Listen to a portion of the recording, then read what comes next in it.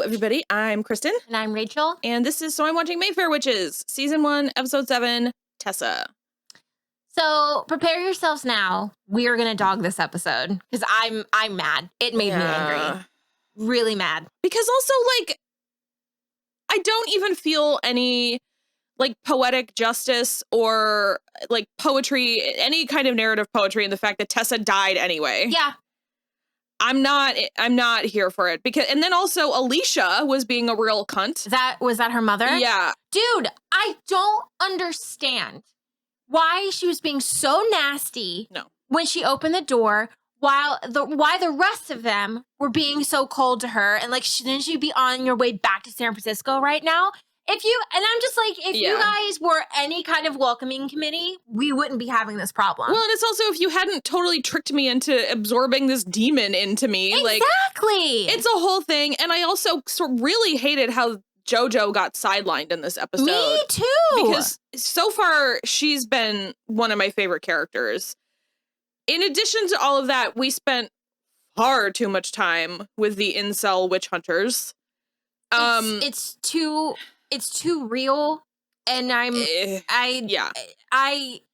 don't like it. Here's the thing too, is I think that Chris Coy is like really good at playing the like main guy. Like, I think he's doing a really good job, and he's certainly more interesting to me than, was his name Keith? Yeah. Yeah. As like a character, he's a lot more interesting to me because he is sort of one of those ones that's like so whipped up into his own frenzy that it like, I find that a lot more interesting than like the pathetic guy that just like no one wants to swipe right on this face.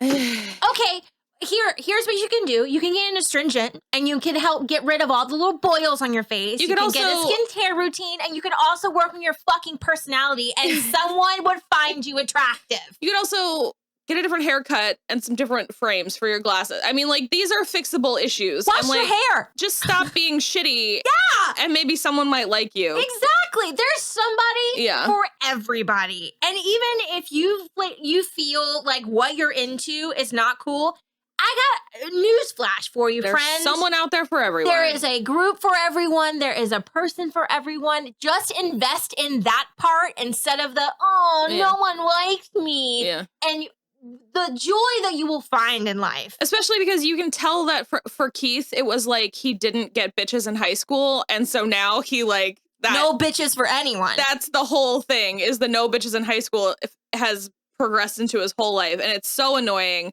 But like I said, I think that the character of, his name is Arlo Whittle, I think he is like more interesting to me narratively, where like I still hate it.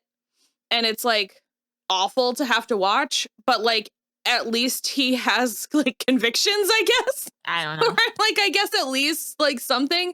But again, too bad, so sad. He's dead. She exploded his brain. Which at the end. Okay. I'm fine with whatever. I don't know. This is probably also going to be a short episode because I don't want to shit on this show. No. I'm really, part of my frustration and my feeling incensed is because I had such high hopes for the show going into it. And I just feel really let down because I feel like there is something really interesting to mine here. And I don't know how we're fumbling the bag so heavily. I agree. I think we were perhaps duped a little by Interview with the Vampire and how fantastic that was. And maybe it's just enough that like those two actors have like off the wall chemistry with each other that it like, or three, I guess, if we're counting Bailey Bass, because the three of them interact really well together too. So like maybe that was enough that it just, and like I've been, for the most part, up until the last two episodes, I've been really enjoying how Alexandra Daddario is playing this. But like, she just sort of felt like a shivering chihuahua the whole episode, this episode, and a little bit of the last one, to the point where I'm like, how are you a surgeon? Like, how do you're dealing with life and death shit every day, and you like literally can't handle any of this? It's very bizarre behavior to me. I called it like 4 episodes ago. She's fucking pregnant.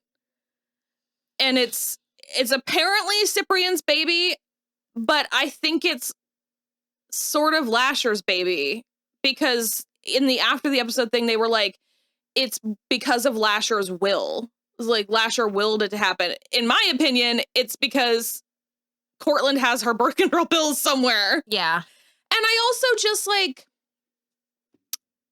I don't fully understand Lasher's whole deal. I mean, I get that he wants Rowan. I understand that part, and that he doesn't want Tessa, and he felt like it was like an affront that she tried to get rid of him and like pawn him off on like a lesser family member or whatever.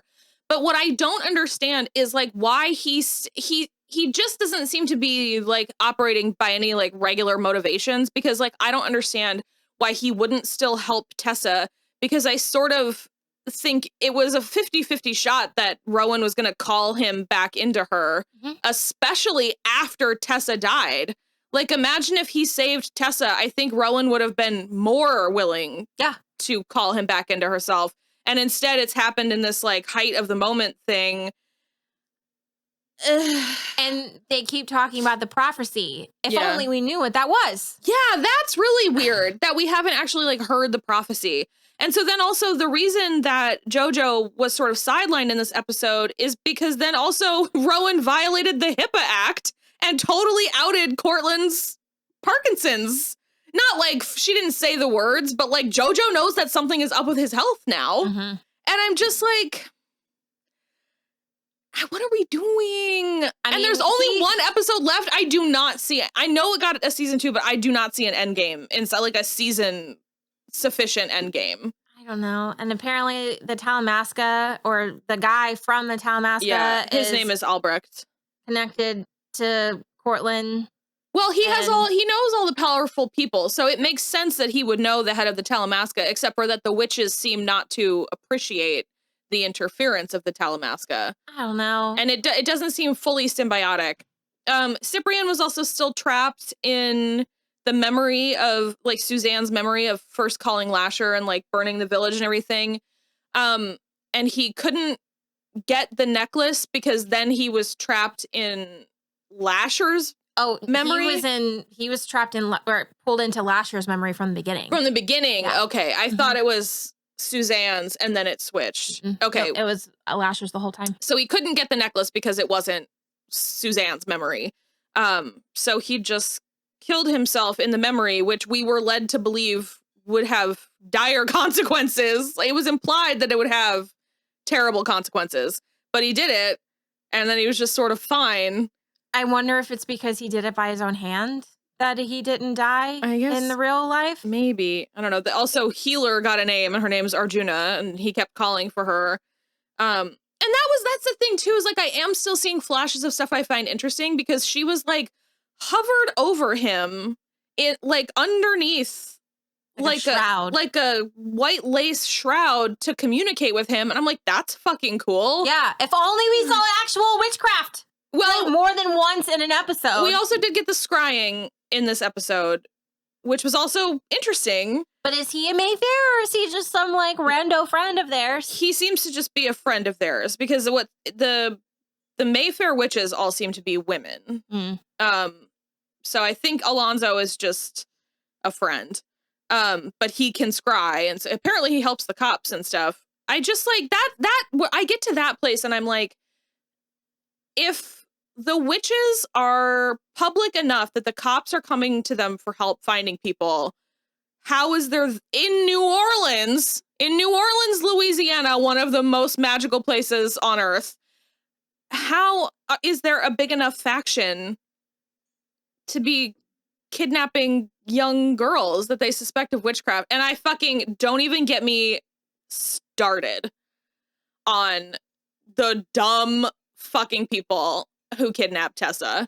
Well, we used to work here at the factory and then you shut it down. And I'm just like, Tessa's like 18. Also, sorry you lost your job. And usually I'm such a socialist, but in this instance, I'm like, I'm really sorry you lost your job. Find something else and don't kidnap young girls. Don't kidnap and threaten to kill them. And like they would have murdered her. Yeah. Well, they did. Keith did. Keith murdered her, shot her right in the neck. It's horrible. Truly horrible. I'm trying to think. I don't have like a ton more to say, mostly just because I'm mad and I don't like it.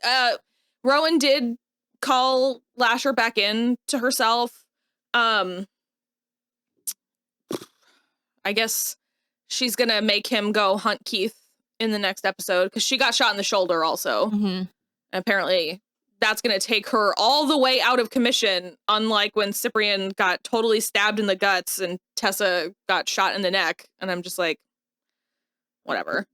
The rest of the, like, it was mostly just Alicia that was being... No, all of them. None of the rest of them really said, or well, did that one of them did, yeah. Yeah, I don't know her name. She got really shitty, and then the rest of them kept looking at Rowan with an attitude and very all like about it.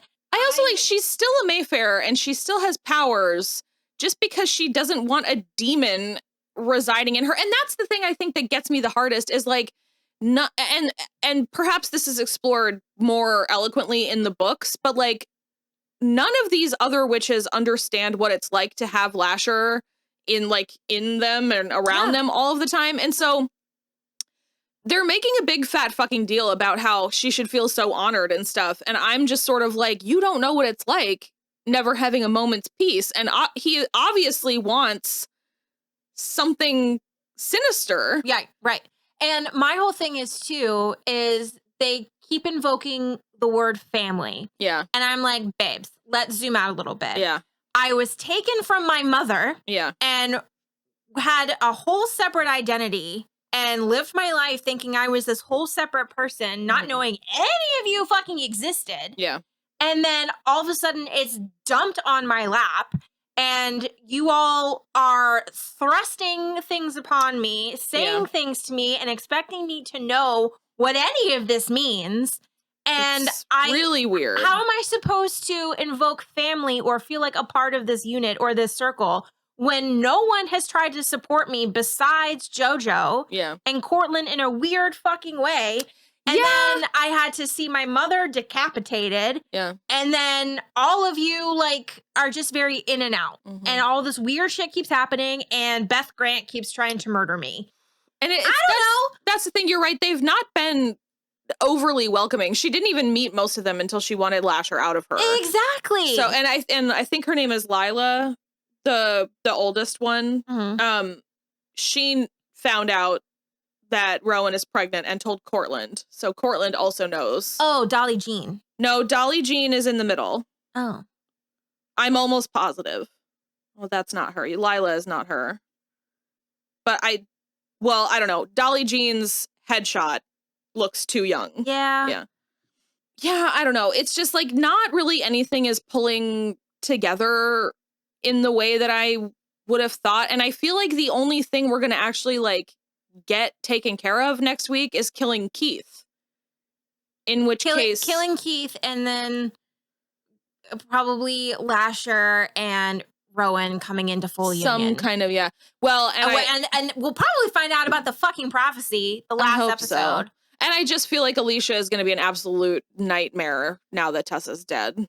Well, I feel like they're expecting us to do too much heavy lifting. Yes, and you're not giving me enough where I feel like making that allowance. Like I don't feel endeared to any of these people. All I want is for Rowan to leave. So like get back to San Francisco. So here's the thing too, is I think that basically what I think is that what Interview with the Vampire did was it made it accessible in a way for people who haven't read the book. Whereas I feel like this show is only fully accessible if you've read the Mayfair Witches books. But according to a lot of our comments, even that's not true because they've changed so much stuff.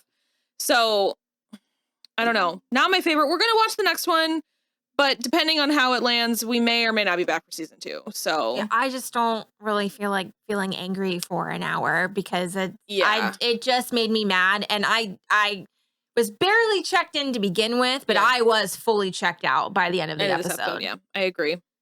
And I just, I don't know. I feel bad, but also I am the first one to jump ship. Yeah. Like once I'm done, I'm done. Yeah. So, well, I think that's it for us. We will be back next week.